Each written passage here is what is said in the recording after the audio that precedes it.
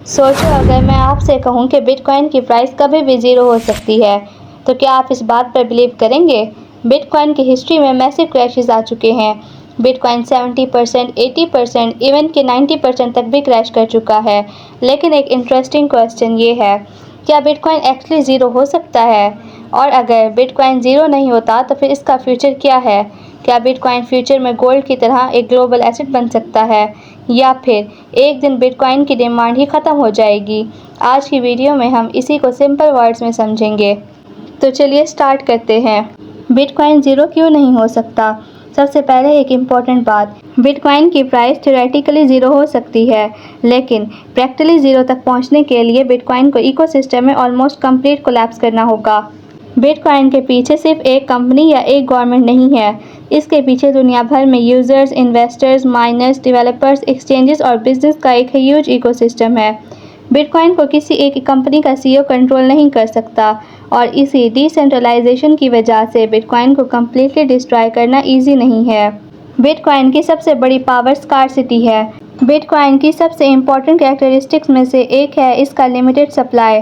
Bitcoin की maximum supply 21 million coins है, यानी ट्रेडिशनल करेंसीज की तरह बिटकॉइन को अनलिमिटेड क्वांटिटी में क्रिएट नहीं किया जा सकता। इसी वजह से बिटकॉइन को अक्सर डिजिटल गोल्ड कहा जाता है। जिस तरह गोल्ड लिमिटेड है, इसी तरह बिटकॉइन भी मैथमेटिकली लिमिटेड है। और जब किसी एसेट की सप्लाई लिमिटेड हो और डिमांड एग्जिस्ट करती हो, तो उस एसेट की वैल्यू कम्प्लीटली डिसअपेयर करना डिफ़िकल्ट हो जाता है। लेकिन remember, limited supply alone bitcoin की प्राइस को गारंटी नहीं करती, डिमांड भी ज़रूरी है। बिटकॉइन को ज़ीरो होने के लिए क्या करना पड़ेगा? अब एक इंटरेस्टिंग सिनेरियो इमेजिन करते हैं। अगर बिटकॉइन ज़ीरो पर जाना हो तो थ्योरेटिकली क्या हो सकता है? सबसे पहले बिटकॉइन की डिमांड ऑलमोस्ट कम्प्लीटली डिसअपेयर होनी चाहिए। फिर यूज़र्स बिटकॉइन यूज़ करना बंद कर दें, बिजनेसेस बिटकॉइन को एक्सेप्ट ना करें, डेवलपर्स नेटवर्क पर काम करना बंद कर दें, माइनिंग और नेटवर्क सिक्योरिटी कोलैप्स हो जाए, और सबसे इम्पॉर्टेंट, दुनिया भर के लोग बिटकॉइन को वैल्यूएबल समझना ही बंद कर दें। ये पॉसिबल थ्योरेटिकली है, लेकिन बिटकॉइन का करंट ग्लोबल इकोसिस्टम देखते हुए ये एक एक्सट्रीमली एक्सट्रीम सिनेरियो है। बिटकॉइन का फ्यूचर क्या है? अब आते हैं सबसे इम्पोर्टेंट क्वेश्चन पर, बिटकॉइन का फ्यूचर आखिर है क्या?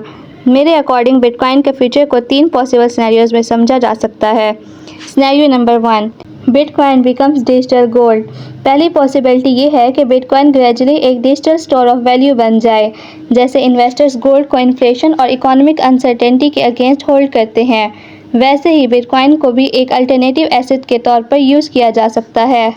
अगर एडॉप्शन कंटिन्यू होती है तो बिटकॉइन ट्रेडिशनल इन्वेस्टमेंट पोर्टफोलियोज़ के एक पार्ट बन सकता है। Scenario number 2, bitcoin becomes a global financial asset. दूसरा और भी इंटरेस्टिंग सिनेरियो है। फ्यूचर में बिटकॉइन सिर्फ इंडिविजुअल इन्वेस्टर तक लिमिटेड ना रहे, बैंक्स, फाइनेंशियल इंस्टीट्यूशंस, कंपनीज और लार्ज इन्वेस्टमेंट फंड्स भी बिटकॉइन को अपने पोर्टफोलियो में इंक्लूड कर सकते हैं।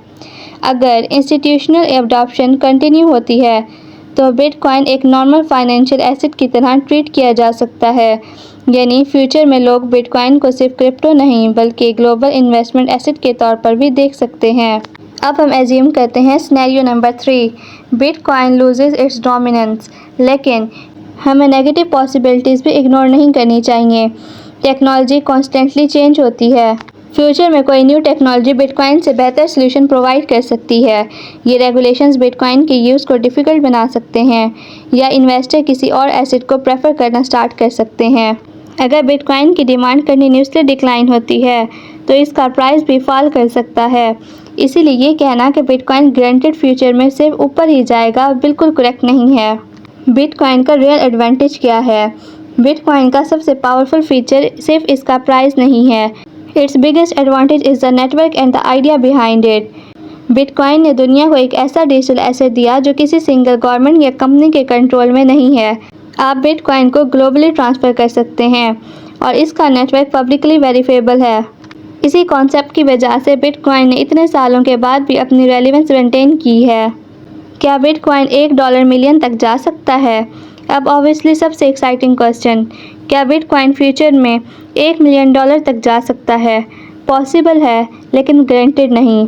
अगर बिटकॉइन की एडॉप्शन ड्रामेटिकली इंक्रीज़ होती है, इंस्टीट्यूशनल डिमांड ग्रो करती है और bitcoin global store of value के तौर पर एक्सेप्ट होता है, तो much high prices theoretically possible हैं, लेकिन अगर रेगुलेशन, कंपटीशन या डिमांड में मेजर नेगेटिव चेंज आता है तो प्राइस एक्सपेक्टेशंस कम्प्लीटली डिफरेंट हो सकती हैं।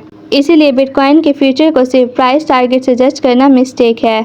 हमें देखना चाहिए एडॉप्शन क्या हो रही है, डिमांड क्या है, इंस्टीट्यूशन क्या कर रहे हैं, रेगुलेशंस किस डायरेक्शन में जा रही हैं और बिटकॉइन नेटवर्क कितना स्ट्रॉन्ग है। अब आते हैं असल क्वेश्चन पर, तो क्या बिटकॉइन ज़ीरो हो सकता है? थ्योरेटिकली येस, लेकिन प्रैक्टिकल वर्ल्ड में बिटकॉइन को ज़ीरो तक पहुंचने के लिए उसके इंटायर इकोसिस्टम और ग्लोबल डिमांड का ऑलमोस्ट कंप्लीट कोलैप्स होना पड़ेगा। और एक और क्वेश्चन कि बिटकॉइन का फ्यूचर क्या है, तो इसकी 3 मेजर पॉसिबिलिटीज़ हैं, digital gold, global financial asset या फिर कंपटीशन और चेंजिंग टेक्नोलॉजी की वजह से डिक्लाइनिंग एसेट। अभी किसी के पास फ्यूचर का एग्जैक्ट आंसर नहीं है, लेकिन एक बात क्लियर है, बिटकॉइन ने ऑलरेडी प्रूव कर दिया है कि एक डिसेंट्रलाइज्ड डिजिटल एसेट दुनिया का फाइनेंशियल सिस्टम में अपनी जगह बना सकता है। और शायद असली क्वेश्चन ये नहीं कि बिटकॉइन ज़ीरो होगा या नहीं, असली क्वेश्चन ये है कि फ्यूचर में बिटकॉइन दुनिया के फाइनेंशियल सिस्टम का कितना बड़ा पार्ट बनेगा। अगर आपको बिटकॉइन और क्रिप्टो की ऐसी इन्फॉर्मेटिव वीडियोस पसंद है तो मेरे चैनल को सब्सक्राइब करें और कमेंट्स में ज़रूर बताएं कि आपके अकॉर्डिंग बिटकॉइन का फ्यूचर क्या होगा।